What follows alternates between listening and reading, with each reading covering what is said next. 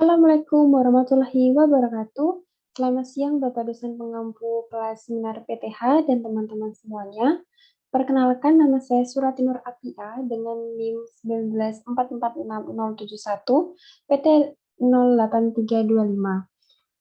Saya di sini bermaksud untuk mempresentasikan mengenai usulan penelitian saya dengan judul Analisis kontaminasi unsur babi pada warung soto di Kabupaten Wonogiri dengan teknologi polymerase chain reaction atau PCR dengan dosen pembimbing Profesor Insinyur Yuni Erwanto, SPT MP PhD IPM.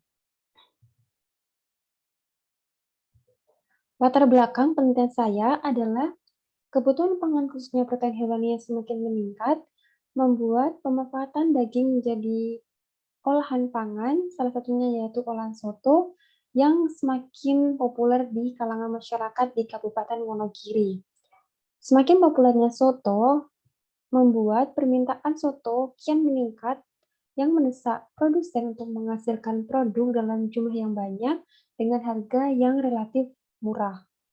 Oleh karena itu, perlu adanya kesadaran akan keamanan dan konsep halal pangan masyarakat di Kabupaten Wonogiri, sehingga perlu adanya kajian identifikasi kontaminasi unsur babi pada soto di Kabupaten Wonogiri.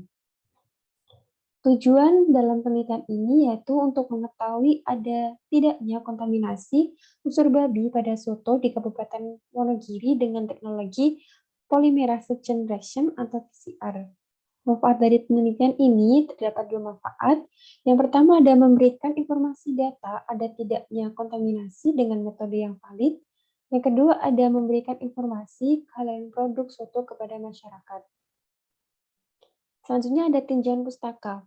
Pemanfaatan daging dalam produk pangan.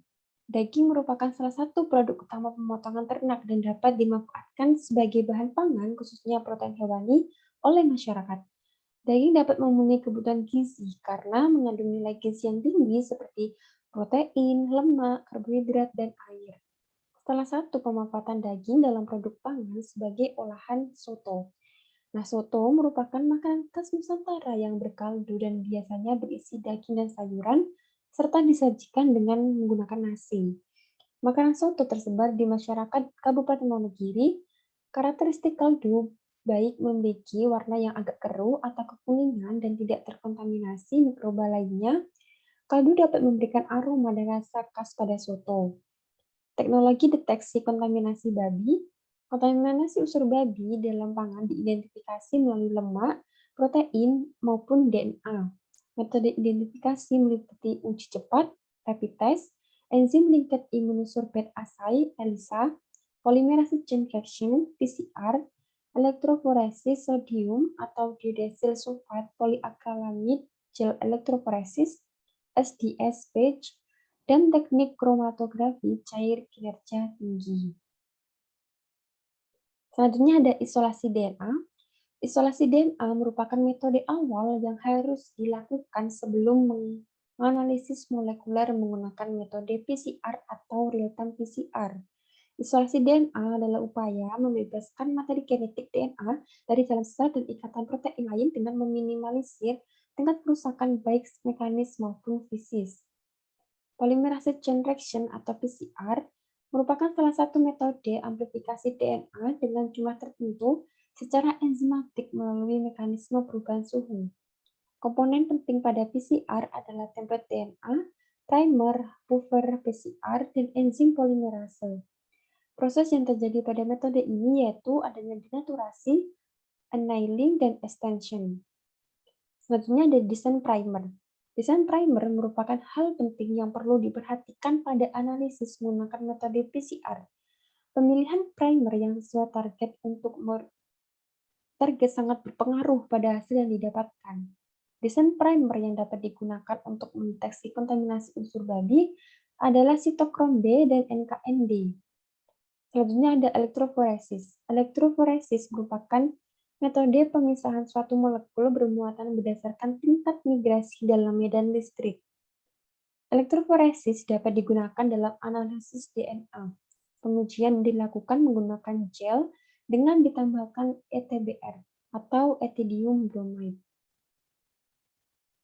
Landasan teori pada penelitian ini yang pertama ada pemanfaatan produk daging jadi pangan olahan soto tersebar luas di masyarakat Kabupaten Wonogiri.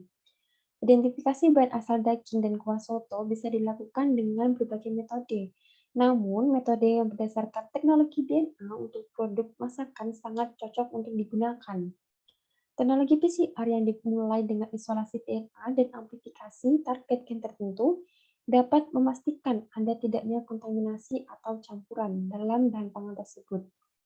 Maka perlu adanya deteksi kontaminasi unsur babi menggunakan metode PCR karena dianggap sebagai metode yang tepat, stabil, dan spesifik dalam proses deteksi kontaminasi babi dalam bahan pangan, khususnya bahan pangan soto.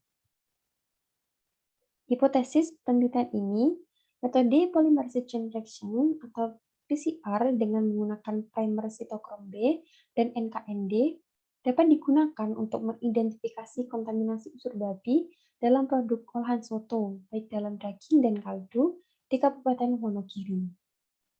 Selanjutnya ada materi dan metode.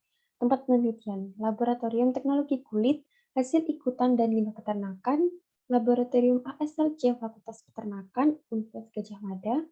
Waktu penelitian rentang bulan September tahun 2022 hingga bulan Desember tahun 2022.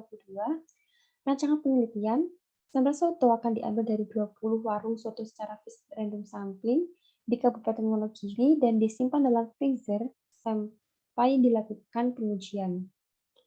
Selanjutnya ada materi. Berikut merupakan alat dan bahan yang saya gunakan dalam rencana penelitian saya ke depannya.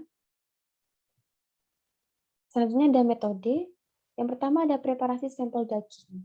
Selanjutnya ada isolasi DNA dari sampel daging. Nah, dalam isolasi DNA ini terdapat 4 tahapan. Yang pertama ada preparasi jaringan hewan, pelisisan sel, pengikatan DNA, dan pencucian serta elusi.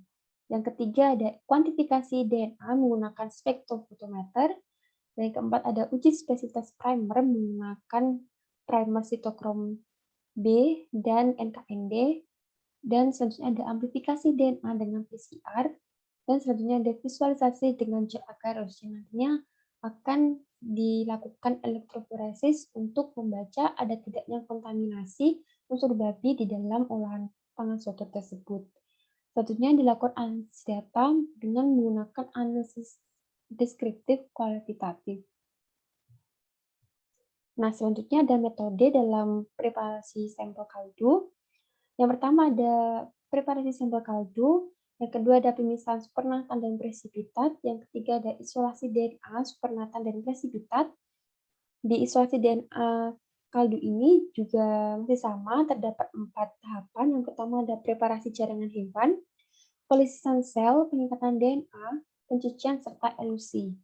Selanjutnya ada kuantifikasi DNA menggunakan spektrofotometer dengan pembacaan gelombang. Selanjutnya ada uji spesifitas primer dengan ditambahkannya primer tadi, yaitu sitokrom B dan NKND. Selanjutnya ada amplifikasi atau perbanyakan DNA dengan teknologi PCR.